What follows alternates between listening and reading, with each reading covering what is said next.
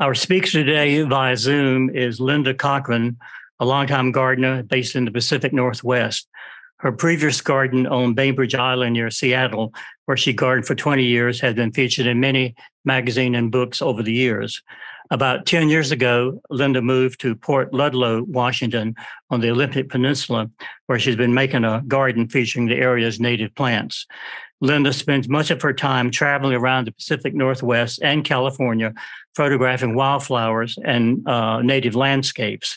She's a frequent speaker on the Pacific Northwest, particularly native plants and how to grow them and use those plants in the garden. Linda got her interest in photography while at her old garden. In the process, she became interested in Photoshop, a graphics editing software, and learned how to use it over the years. More recently, she's turned to the iPhone as a basis for her photography, and now takes most of her photographs with it. Along with that change, she has started to process all of her photographs using her iPad and using several professional software that is available. Today, she's here with us via Zoom from Port Ludlow, Washington, to talk about her method of plant photography and how it's changed over the years, how she photographs wildflowers and how she processes them to make them look like the way her eye and mind remember how those plants looked. The title of her lecture is Inspired by Nature, Photography and Digital Painting. Please welcome Linda Cochran from Washington. Then I'll start. My talk today is about photography and how I process my photographs. And so it's a big topic. I'm going to talk just a little bit about photography itself and mainly about how I process my photographs, because that seems to be what most people are interested in. I started doing photography when I lived at my old garden on Bainbridge Island, probably in the 2000s. And I did it in order to be able to photograph my garden. I had a garden that a lot of people came to and a lot of people were interested in, and I wanted to write about it. And I couldn't rely on professional photographers because they weren't there often enough to really see what was happening in the garden. And I think if you are a person who has a garden that you want to tell other people about, you sort of need to know how to photograph gardens. So that's why I took up photography. And when I did, it was still in the age of film photography, although digital was coming in at the time. So I did film for just a short while. I found that taking photographs with slide film was a major pain because you couldn't really see what your results were until after you got the film processed, and that usually took a while. Plus, it was very expensive to buy film. So I was very glad to move to digital photography. And when I did that, I realized that I needed to be able to process my photographs in some program, and I chose to learn Photoshop. I was quite interested in Photoshop, and over a period of years, I did quite a bit of Photoshop. It was only in the last few years that I switched from Photoshop to Affinity Photo on my iPad. And that came about because I spent a lot of time at my computer processing photos, painting photos, and it got to be physically a problem because you are crouched in a certain position. And I wanted to be able to be away from my computer to process my photographs. And so when the iPad Pro came out, I got one, and it was a larger iPad Pro than I presently am using. And I got the pencil, and it was a game changer. And so I have now switched. I can do all my processing on the iPad. So first of all, I'm going to show you a few pictures, and then I'll talk about how I process my photos on the iPad and what I use to process them, and talk a little bit about some of the programs I use. So this first picture I took in my old garden, and this is processed in Photoshop, as are all my pictures. I never post anything without processing, except for maybe a few iPhone shots of things like seed trays or something like that. But anything that's colorful, I process. And while we're on that topic of whether you should process or shouldn't process your photos, I have personally never seen a photo that came straight out of the camera and couldn't be improved without processing. And if you think that photographs straight out of the camera are what you see with your eye and they are totally accurate, think again. If you ever are at a sunset scene and you have your iPhone with you, just take a shot of the sunset and then compare the colors in your photo on the iPhone to what colors you're actually seeing. And I guarantee you they won't be the same. And another point here is that when you take pictures with different cameras, you often get different results. And if photos straight out of the camera were a true representation of what you see, then you should get the same result. For example, different phones have different color casts to them and look different when they take photographs. So anyway, in my old garden, it was easy to photograph because there were a lot of focal points. It was a large garden. And in that kind of a garden, you can sort of, the photographs take themselves, basically. And so this is another one from my old garden, another from my old garden, and another. And of course, I could bore you to death with millions from my old garden, but I won't do that. My new garden, where I live in Port Ludlow on the Olympic Peninsula, is much smaller. It's just a typical suburban lot, probably about 1/4 of an acre or less of usable space. And it's much more difficult to take a photograph in this situation because you're always getting unwanted things in the photograph, such as cars or houses next door or construction that's going on next door. People are always telling me, give me more wide shots of your garden, but I simply can't because the garden is just too small to take wide shots and not have something extraneous in it. This is one of the few that I've been able to take. And the new garden is quite a different style from my old garden. It has a lot of natives in it, and it's more in a kind of a meadow style well, I wouldn't ever call it a prairie here. It's more of a meadow here. But all the plants are kind of intermixed, and I rely a lot on seedlings. This is Clarkia amona. That's the pink flower, which are self-sowing annuals in my garden. These are annuals that are native to the entire West Coast. And I also have a lot of other natives. These are Castilleias, or commonly known as paintbrush, which I've successfully been able to grow quite well in my garden. And another native annual, the yellow, is Madia elegans. And this just illustrates the power of yellow in a garden. Just imagine that picture without yellow in it, and you would see that you sort of need to have yellow in a picture, whether or not it is your favorite color.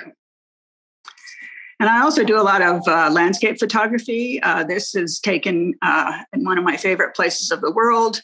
This is paradise at Mount Rainier, and it truly is paradise, especially if you're there early in the morning when there aren't the crowds. And I do a lot of hiking. This is in the Central Cascades, east of Salem. This was a year where the beargrass, Xerophyllum 10X, was having a big super bloom, and it was quite amazing. And then I live on the Olympic Peninsula, so the Olympic National Park and all of its parts is available to me to photograph. This is in the Hoh Rainforest. And this is illustrating sort of a forest scene. And I actually like to photograph forest scenes when there's some dappled light. It gives you something to play with. I've heard it often said that you should never photograph a forest scene unless it's foggy or cloudy, but that simply is not true. And I do a lot of landscape photography on the Oregon coast. I grew up on the Oregon coast and I'm very familiar with it. This picture kind of shows the idea that in landscape, and I've come to this idea slowly, in landscape photography, it's good to have people in the photograph. You can sort of see a person on the left-hand side on the beach walking, and it kind of gives you an idea of the scale of the rocks. And I've found that almost all landscape photographs are improved by having a person strategically placed somewhere in the photograph. Something you can't always do if you're by yourself, but it's a good idea to have somebody there if you can. And another thing I do with my photographs is I take them into a program called Procreate, which is a painting program, and I essentially paint them. And I don't paint them from scratch. I paint them from the photograph by moving the pixels on the photograph around with my pencil. And so I'm going to enlarge this so you can sort of see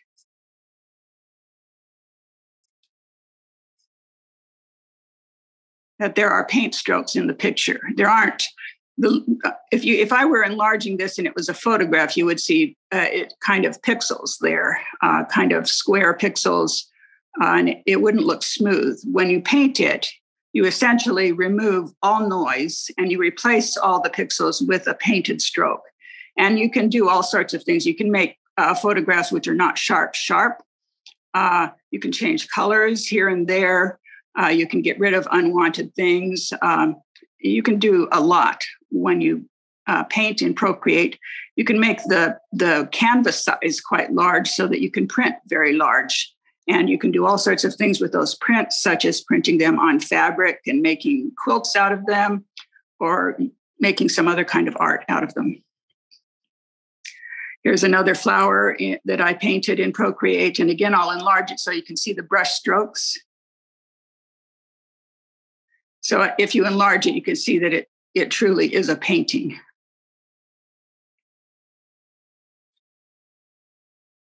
And this is one, and I do a series of Procreate images where I took a photo in the grocery store. I often take photos in the grocery store of their bouquets. So this was a photo from a bouquet in the grocery store, again, painted in Procreate. And if I enlarge it again, you can see that it has no noise and it has smooth strokes from the paint.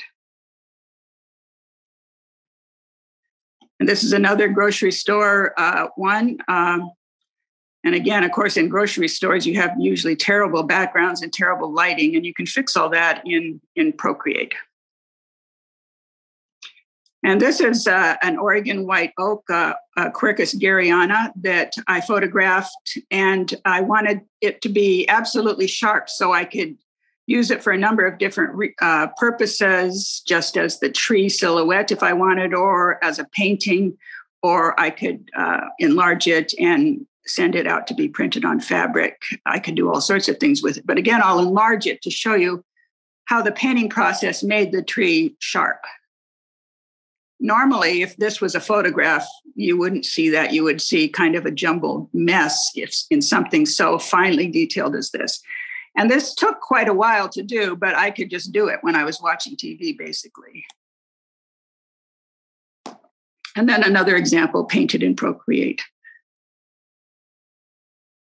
And I also like to paint animals in Procreate, particularly. I don't see these animals in the wild, of course. This is a picture taken in the zoo.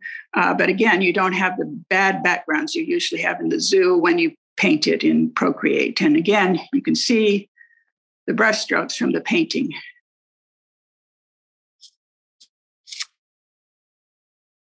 And I also like to do birds in Procreate. You can do amazing things with feathers in Procreate. So they really look like there's some kind of a feather you can just reach out and touch, and it would be feathery.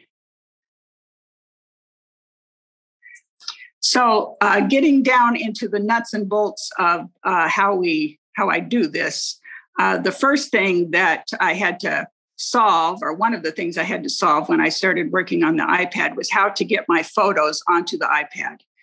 And that's not a problem if you're just working with iPhone photographs, because they're already on the iPad.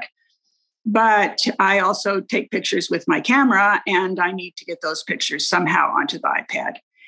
And the Files app on the iPad, which used to not be there, but now they have a Files app, and that Files app will allow the iPad to recognize external hard drives, and to, although the iPad itself doesn't have a card reader, you can buy a hub, which is this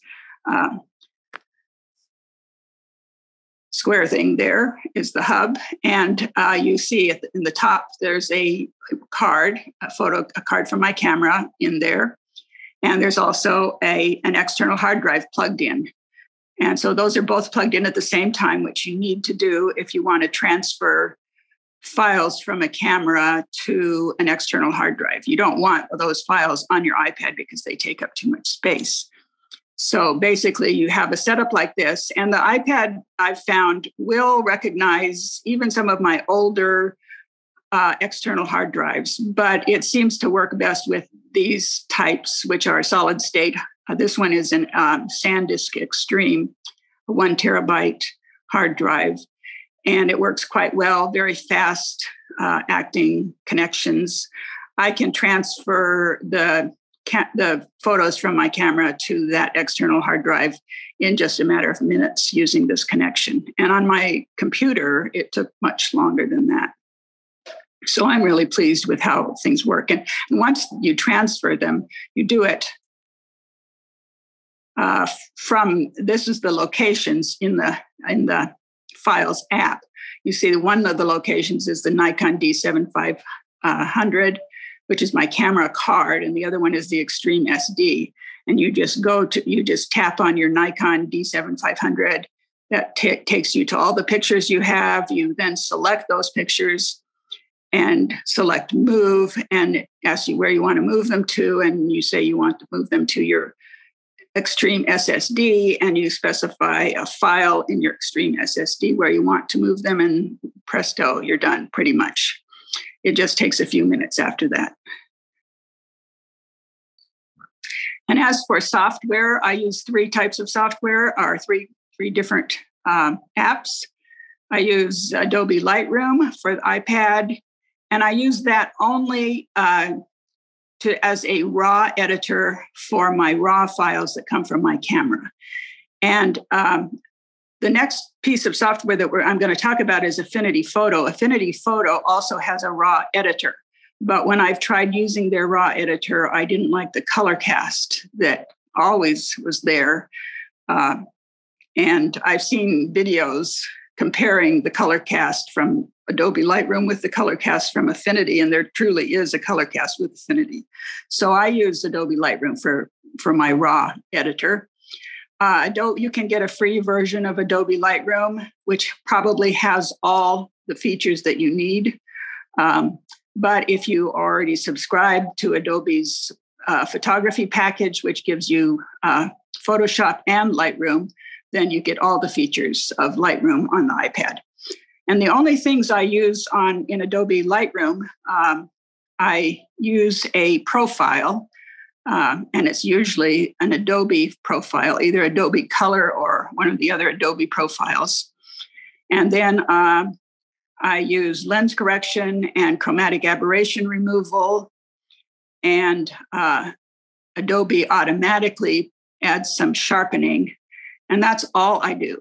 I don't do anything else. I know there are some people who do all their editing in Lightroom, and you could do that. I think a lot of people who are good photographers do that, and they get good results. I don't use it. I think I would prefer Affinity regardless, because Affinity has layers and has more power than Adobe Lightroom, although Adobe Lightroom is pretty good.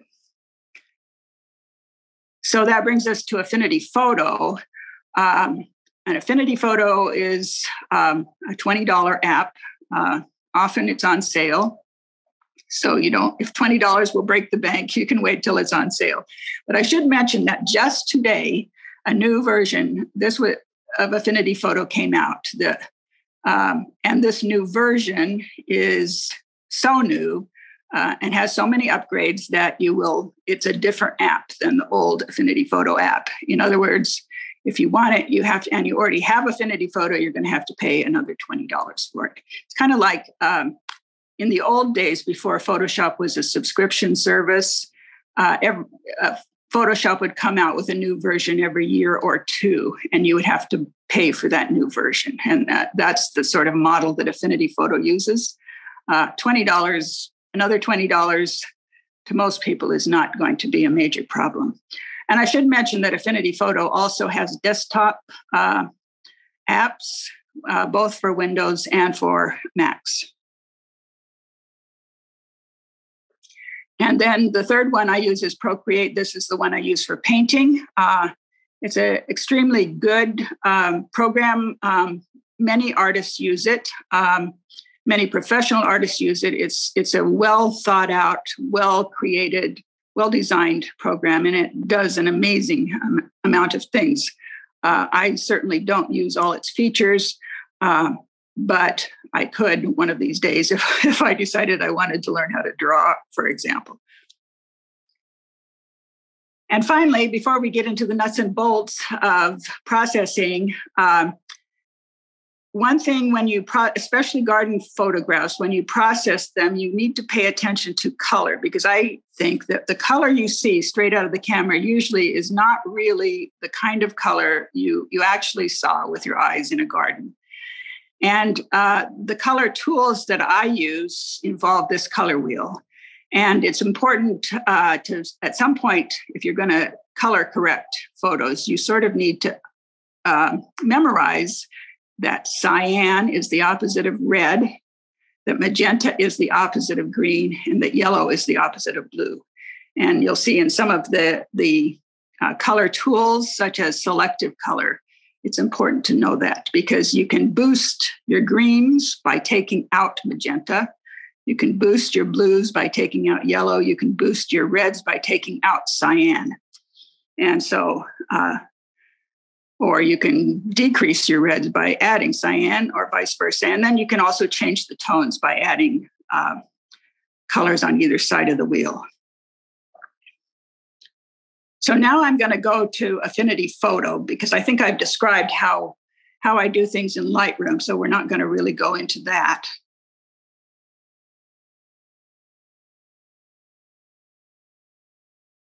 Okay, these are a lot of the photos that I have processed, but we don't have enough time to go over all of them. But I want to discuss some of the major issues that when you're photographing gardens and plants, some of the issues that come up.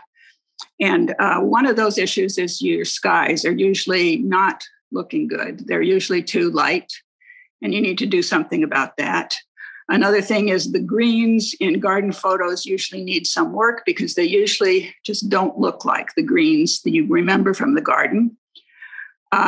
Another problem is when you're photographing in woodland, and for example, there's sunshine or dappled sunshine, the photograph looks flat. You need to do something about that.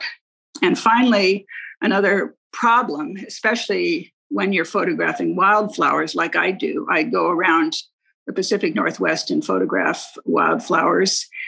And often it's in bright, hot sun without any shade anywhere. And you need to be able to make those photos look decent, because if you're traveling and you're trying to nab a photo of a plant that's in bloom at a certain time, usually you don't have the luxury of waiting until there's good light to photograph that flower. Often the flower is not in a place where you ever have much good light, especially in the Pacific Northwest, where a lot of it is high desert. So anyway, I'm going to talk first about skies.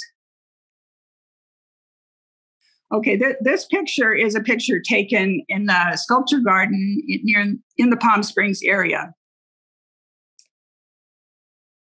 And also keep in mind that, can I move that picture down somewhere else? Okay.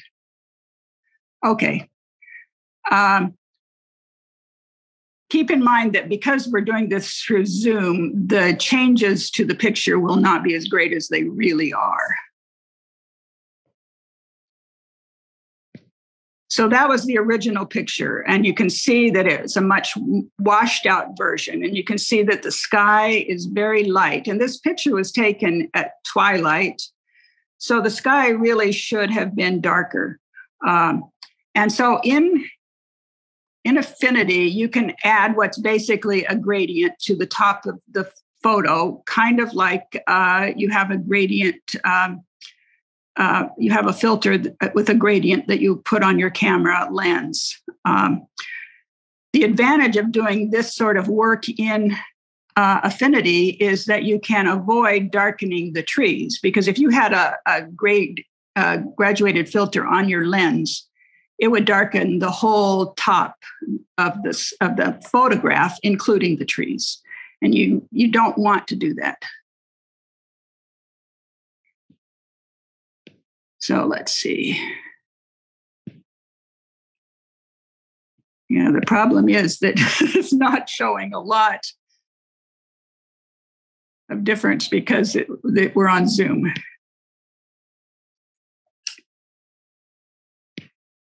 Okay, there we go.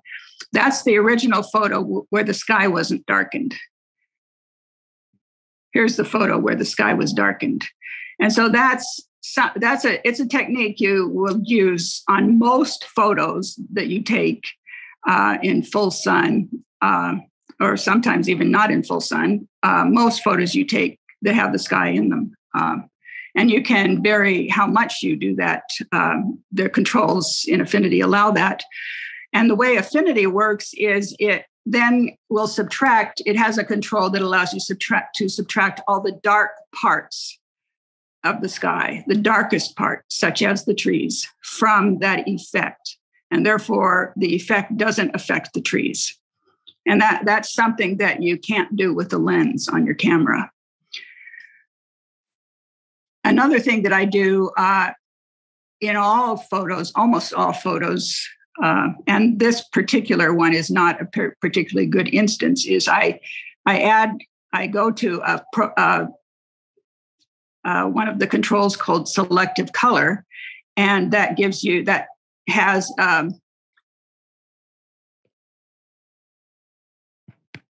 has controls at the bottom, which have all the colors that they recognize, and greens are one of them. And you see in this photo, I subtracted 50% magenta from the greens.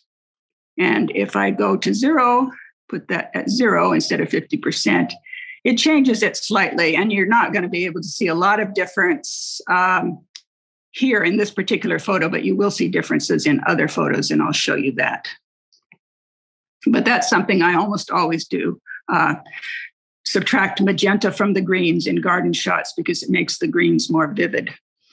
And another thing I did in this photo is I added something called a glow. And people who have been in photography a long time know that there's something called an Orton effect. And essentially what I've added is an Orton effect, which will make these lights glow. And let's see what that looks like if I turn that off. There is no Orton effect there. I'll turn it back on. There is an Orton effect there. And so you see, it does make somewhat of a difference. But in a totality, and I use a lot of small steps in any one photo, it makes a big difference in the end. So let's talk about forest situations, because that's another common situation that people come across. This was an iPhone shot. Let's make it a little bigger. And I should mention that you can, in both Affinity Photo and in Procreate, you can, by using 2 fingers, resize your photo, turn it, and make it so it's easier to deal with. You cannot do that on the big screen if you have a big computer. And that's another advantage for using the iPad. It's just so much easier, especially when you're drawing or you're painting. So much easier to just be able to change the orientation with your fingers. So this is a picture on a trail near Mount Rainier, and the original photo was taken with the phone, and that's what the original photo looked like. And this is this problem. When I came across this picture, I thought, oh, that looks very cool because I can sort of see the sunlight through the trees, and the trees are framing the sunlight. And the first thing I had to do was I had to sort of straighten out the trees.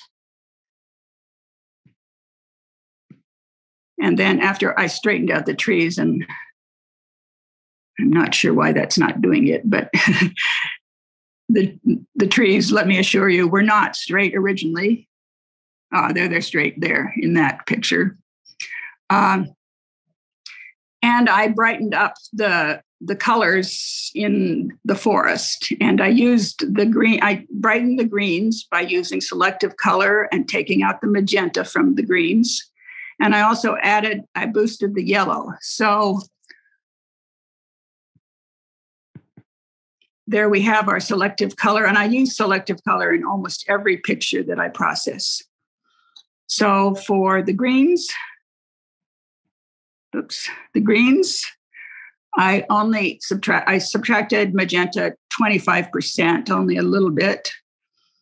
And I added yellow to the greens, because for sunshine, you often want to add yellow. And then I added yellow itself. So I boosted the yellow by 100%. So if I didn't do that, it would look like this, just less like sunlight. So by boosting the yellows, I'm doing that. And you notice that in doing all this, I'm not using any vibrance controls, and I'm not using any saturation controls. In effect, this does saturate and makes things more vibrant, but that's not the point of it necessarily. So, and this also had an Orton effect added to it. So this is what it looks like without the Orton effect. And this is what it looks like with the Orton effect. And because we're looking at it on Zoom, the effect is not terribly pronounced. But what the Orton effect does is make the lighter parts of the photo look like they're glowing, and it makes the darker parts of the photo darker. You can, in Affinity, make it so it applies only to the lighter parts, which many people do. In this case, I added it to both the light and the dark because I like the effect.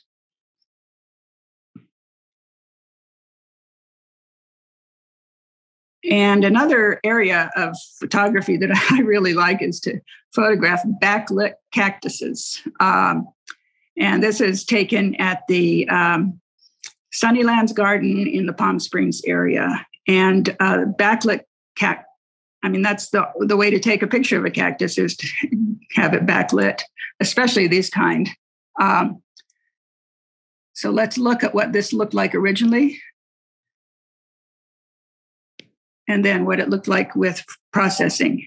And it's somewhat of a subtle effect, but I think it makes the cactus glow more like I remembered it. And again, this glow, it was done with that Orton effect that I talked about.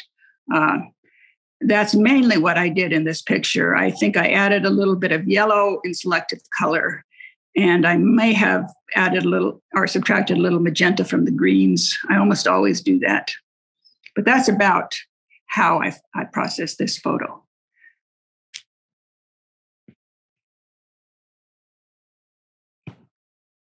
And here's another one from Sunnylands. Again, very similar sort of thing. That's the before, that's the after. And again, I used an Orton effect to make the cactus glow. And I warmed up certain parts of the picture because this was in the desert. And usually things are pretty warm in the desert.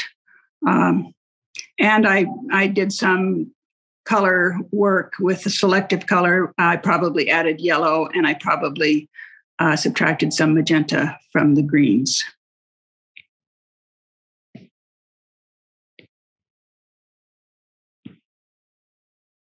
And then I want to talk about a common problem that I have when I photograph wildflowers is that I'm photographing in full sun in the middle of the day in the desert.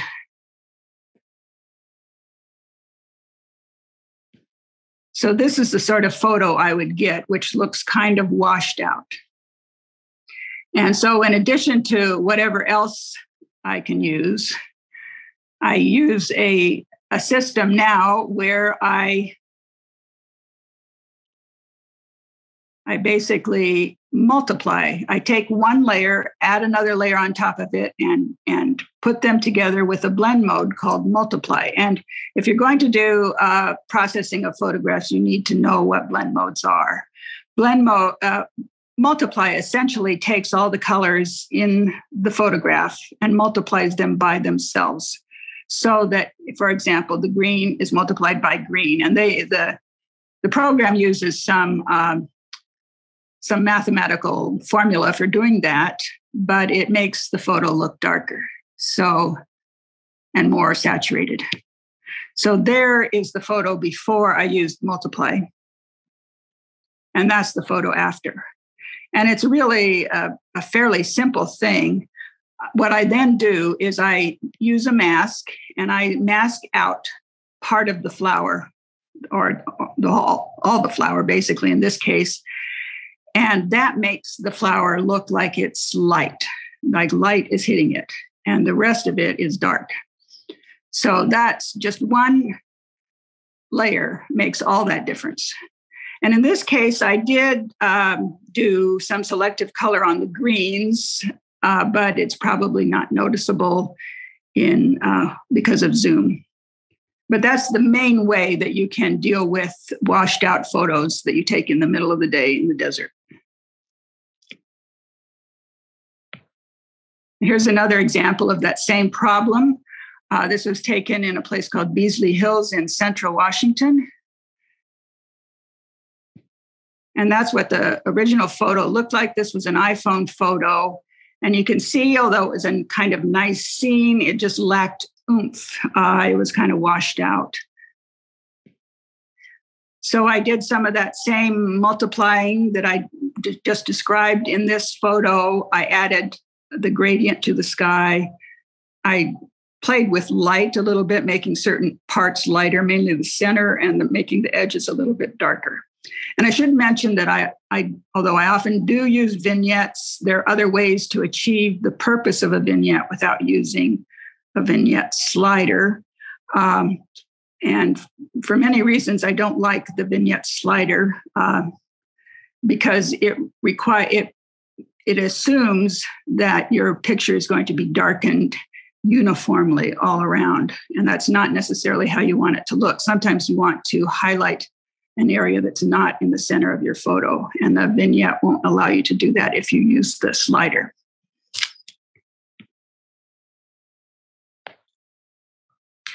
So this is an iPhone shot of a bear grass that was growing in my garden. And this was the original shot. And you can see it's okay, but it has a lot more pop this way. And in this instance, I boosted the green slightly by using selective color. And I used that multiply trick that I told you about. And that multiply trick achieved this. This was before the multiplication, this after. And then I made a mask around the flower so the flower wasn't multiplied, and it makes the flower very bright and look like light is shining on it. And then in a picture like this, you don't ever need a vignette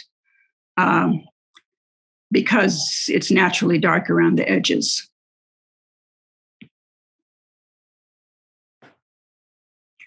And this is a picture, again, an iPhone shot.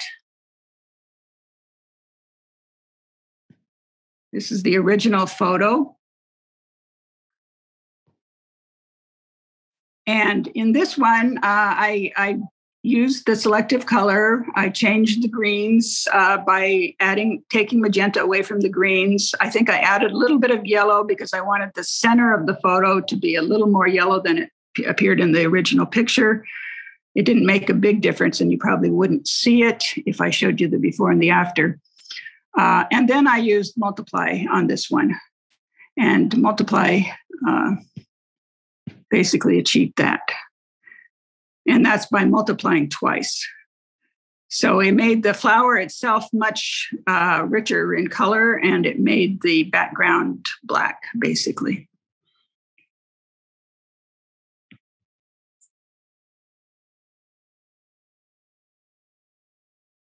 I want to talk a little bit about straight garden shots. And this is a picture in my garden. This is originally what it was like. And it wasn't a bad picture originally, but you can make anything with green, and that's so much better than when it comes straight out of the camera.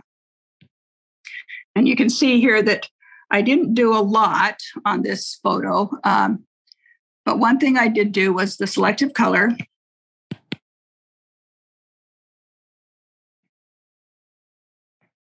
And the selective color was mainly on the greens. I subtracted 50% magenta from the greens. So let's go back to 0 on that.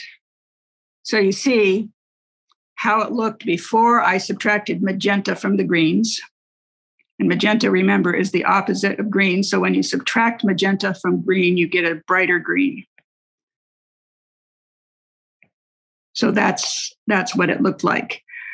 And to my mind, that's more what it looked like. And that's not really the same as if you tried to saturate the greens, you would not get the same effect. And then I added some yellows to the green because I wanted them to look more like light was falling on them, on the greens. So I added 100% yellow to the green. So let's take that off and see what it looks like. So it's just a little less bright. But by adding yellow to the green, it makes it more like there's sunlight falling on it. And that's basically what I did to the color on this picture.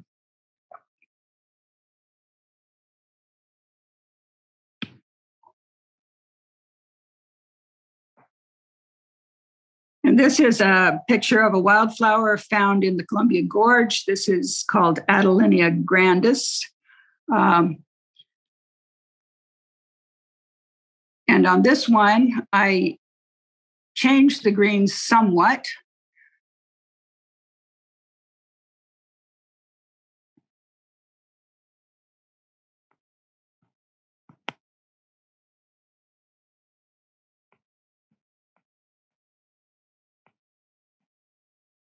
So I subtracted 50% magenta from the greens. So if I didn't do that, it would be like that.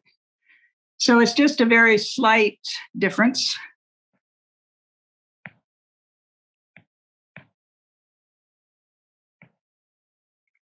But it just adds pop. And one thing I found with greens in garden photographs, by adding a little pop to the green, you make everything else look brighter.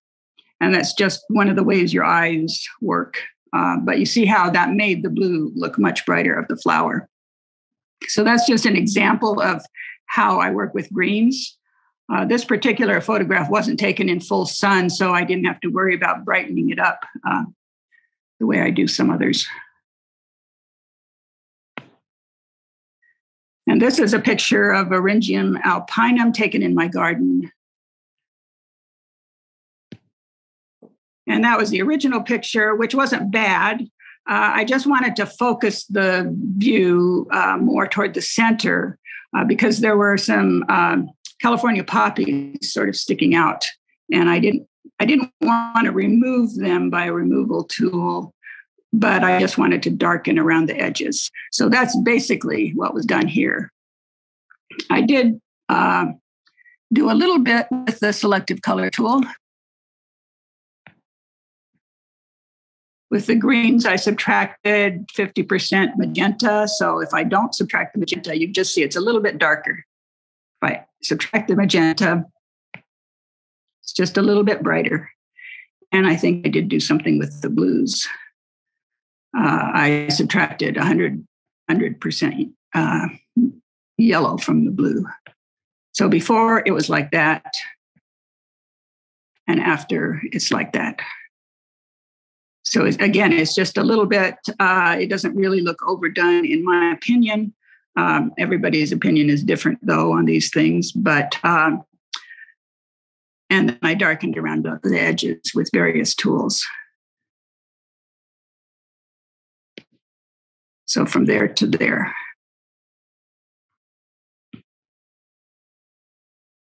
So that's basically what I wanted to explain about the sorts of things you can do in Affinity Photo. And I did not explain all the tools that you have in Affinity Photo. And it's too big of a subject for me to cover in this one talk. when I switched to Affinity Photo from Photoshop, I resolved to do it, and it took me about a week of watching YouTube videos and I bought a Udemy course on it and learned it. If you don't know how to do Photoshop, it probably will take you longer. But I think it's worth knowing how to do it because you can do so much with your photographs. And I think that all the photographs I showed here were improved by using Affinity on them. So that's basically what I do with Affinity. And now I want to talk briefly about Procreate. So in Procreate, it's a painting tool. So you basically want to have your photograph already ready to go. So you want to have it processed in Affinity Photo. And because you're going to be painting it, you're not as concerned with having it look realistic. You often want to have it a little bit over the top because the painting process itself smooths everything out and makes them less colorful and have less contrast. And you can solve that problem after you finish painting. But I'll show you a project I have right now in pipeline. And so there is a picture I'm painting right now. And again, in Affinity, you can move it around at ease with just your two fingers. I'm not in Affinity, in Procreate. And I will enlarge it to show you an area that I'm working on. Let's see.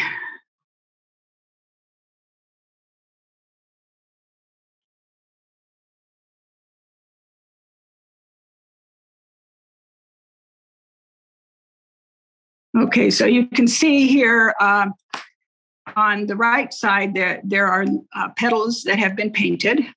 And I'll enlarge that so you can see there are strokes. And on this side, this petal is still in the process of being painted. And the type of painting I do is with something called a smudge brush. At the top of the top right hand of Procreate, there are three different kinds of brushes. The first is your main painting brush. If you want to add color with your own color, you use the main painting brush. The second one, which is blue, is the smudge one, and that's the one I've been using. And the third one is an erase. And you can make these brushes any type you want. There's all sorts of different brushes that you can make them to look like oil painting brushes, watercolor brushes. I've seen some very realistic looking watercolors made in Procreate using the watercolor brushes. But the brush that I almost always use is just an airspray type brush, which is round and not textured. And with this smudge brush that I use, it basically, you put your pencil down on one part of the picture and it takes the color from there and it smudges it. So I'll show you. Let's see.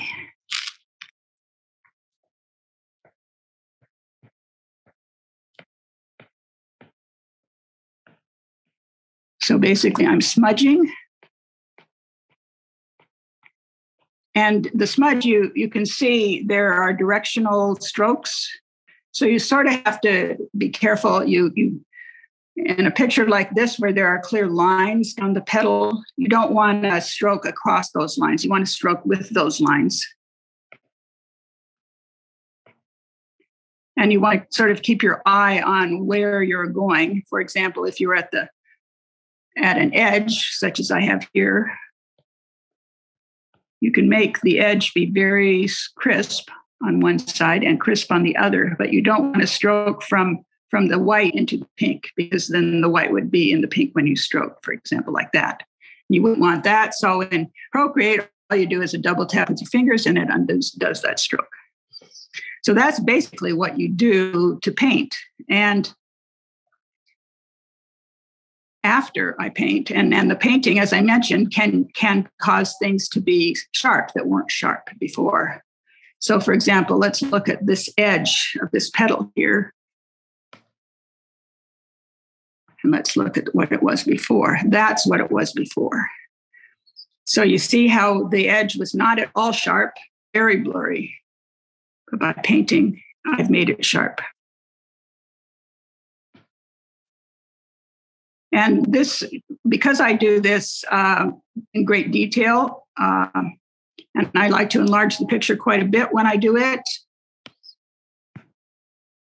it takes me quite a while. A picture like this, because it was a large picture to begin with, will take me a week or two. And I don't do it solid for a week or two, but when I'm sitting around doing nothing, watching TV, or I can't sleep at night, I'll take these and paint.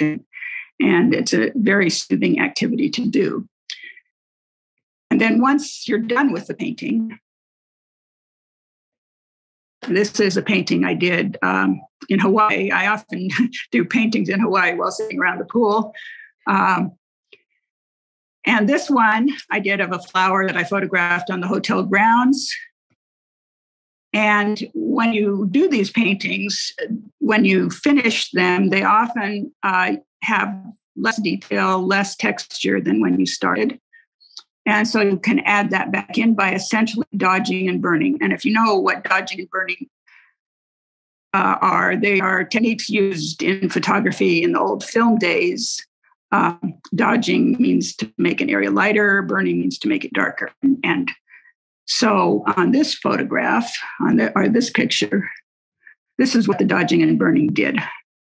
So you just see it added a lot of detail to the picture. And then with Procreate, you can make very detailed selections. Essentially, what I do is I take the picture and I erase everything that I didn't want in the picture. So all the background was erased from my original photograph. And then, and you can do that very carefully so there's no artifacts like there often is on a photograph when you're trying to take it out of its background. With Procreate, there's no problem that way. And then you can add in another background to your picture. And I have a series of backgrounds that I've purchased that I use.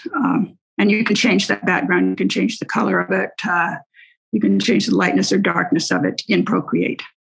So that's basically the process by which I do this. This is another Hawaiian picture, Hawaiian grocery store special.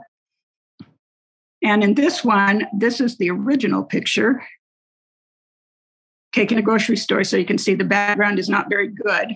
And I actually enlarged the canvas on this one. And so I did some painting outside of the original in order to make it like that. And then added a background to it. So that's what you can do in Procreate. Another one from Hawaii. And in this one, I also added a dropped shadow, which you can do in Procreate. Let's see if we can take out the drop shadow. There. Oh, drop shadow. Drop shadow. So you can just see it's a shadow. It makes it look like the flower is a little bit off the background. And I like to do animals in particular. So this is a giraffe that I photographed in Palm Springs at the desert museum area. So this is what the original looked like. And this is what, and although it doesn't look that much different when you look at it, when you look at the photograph, you can see that it's painted. And you can do things like these whiskers down here were all painted in by hand because that would be a very difficult task to do if you were just trying to extract the picture from the background and get all those whiskers in the bottom.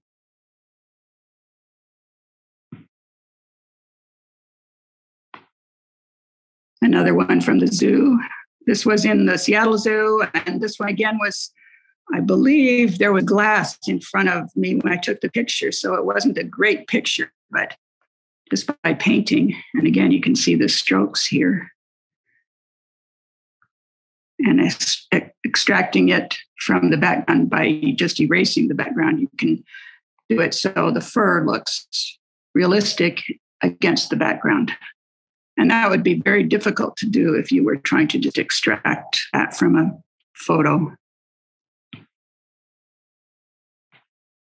This was a picture I took in Hawaii at the Hyatt. This was inside the Hyatt lobby. And I had to take it at extremely high ISO. So there was a lot of noise in the picture, and you can get rid of all noise when you paint. So looking at it close, that's what the original looked like. And so you can see the noise on the original. So the painting just looks so much better. And again, by dodging and burning, you can make the dark parts darker and the light parts lighter, and you can really make the feathers come out, especially in birds.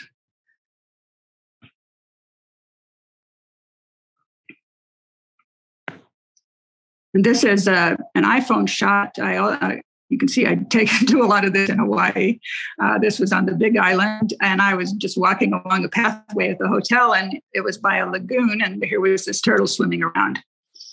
And so this is a case where I had to actually add my own colors in my own painting because the original photo was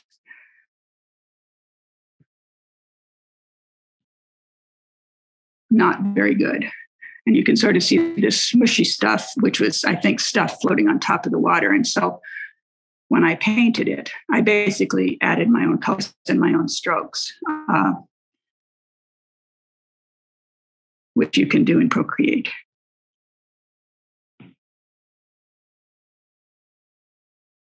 And finally, I'll do this one.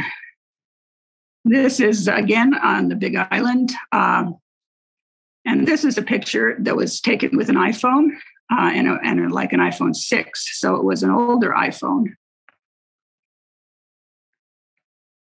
And by painting it, you can see that the palms are very sharp. Let's look at what it was originally. That's how those palms looked originally. But by painting, they're sharp.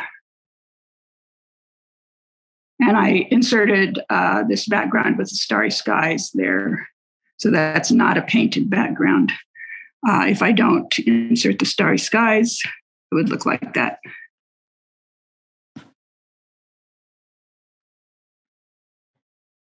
So the whole thing is smooth without any noise, and you can blow it up quite large. I've had this printed by, I think, at least 20 by 30, and it looks great printed. And this from an iPhone, from an old iPhone 6, which was not a very good quality shot to begin with, but you can just do amazing things in Procreate with these sorts of things. So that basically is how I do my photo processing. So let's see. So we did have some questions come in for you while we were there in person. One person asked, how large can you effectively blow up your iPhone photos for printing? Well, like I said, I blew up that one that I took on the Big Island with the palm trees. I've printed it 20 by 30, and I'm sure I could print it even larger than that. I've printed some fabric, some photos on fabric. I think were like 3 feet by 4 feet from an iPhone photo that I painted. Painting, you can print pretty large, and you can make your canvas large to begin with. And if you make your canvas large, then you have to stretch your photo to be as large as your canvas. And it will have all sorts of defects in it originally, but you can paint out all those defects. So pretty much the sky's the limit on painting and Procreate and printing. Okay. It's convenient you mentioned printing onto cloth, because somebody asked, how do you print onto cloth? I use a company called Spoonflower, which seems to be the main company most people use for printing on cloth. Okay. You did mention one advantage of using an iPad over a big computer is how you can kind of just use 2 fingers to easily resize your pictures and stuff. What are some other, well, they're asking what is the disadvantage of using a big computer And just, are there other advantages to using an iPad? That you could do it anywhere. When I'm on vacation in Hawaii, I'm not going to be using my big computer, but I could sit around in my, sitting in the sun and do painting. Certainly you can do it on a big computer. I always had back problems when I was sitting at the computer for a long time. I don't have that problem with an iPad. Okay. Somebody did ask if you could define RAW photos for those of them that aren't familiar with distinctions between formats. Yeah. Most iPhone photos are JPEGs or the equivalent Apple type of photo, where they have already been processed by the camera. And so in that process, the camera has jettisoned a lot of data. In a RAW photo, you have all the data that you start with that was collected by the camera's sensor. And iPhones now can shoot in RAW, but RAW photos take up a lot of space. So I hardly ever take iPhone photos in RAW because of the space they take up on my phone. I would want to offload them from the phone onto an external hard drive if I was shooting a lot of RAW photos in the iPhone. Mostly, though, on my regular cameras, I always shoot in RAW because you can get better results because no information has been discarded from the RAW photo. So you have more information to work with, and therefore you can make more adjustments seamlessly almost with a RAW photo. Definitely, for sure. Somebody asked, well, are you familiar with any similar programs for Android phones? Similar to what you use for your iSuite. For a phone, I would not want to do affinity photo on a phone, and I don't think they make. I think you can only use it on an iPad, but you can't use it on Windows, and you can use it on a Mac, on your big computer. But you can do Lightroom on your phone, and I know a lot of people do that. And that's what I would do if I wanted to do fancy image processing on the phone. I would use Lightroom, and I would expect Lightroom is available on Android, but I can't say for sure. Okay, great. Somebody said that they belong to a local camera club, and they asked if they could contact you to do a Zoom for more in-depth information on using either Affinity or Procreate. Sure, they're welcome to. Okay, and another. You can give them that info. Okay. I assume.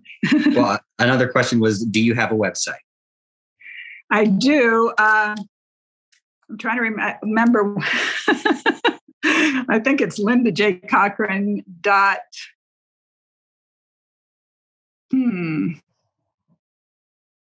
It's not .com. It's .something else, but I would have to figure that out. Okay, if you can send it to me, I can edit that into the video for sure. It hasn't been updated very recently, so definitely. Okay, well, thank you so much for doing this for us, Linda. I'm sorry that we weren't able to get this all recorded on Saturday, but I am very grateful that you were able to do this here with us today. And thank you, everybody out there watching this on YouTube. Thank you for those of you that were there with us on the morning and bearing with us. I'm grateful we were able to get this recorded for you. So y'all take care. Have a good one.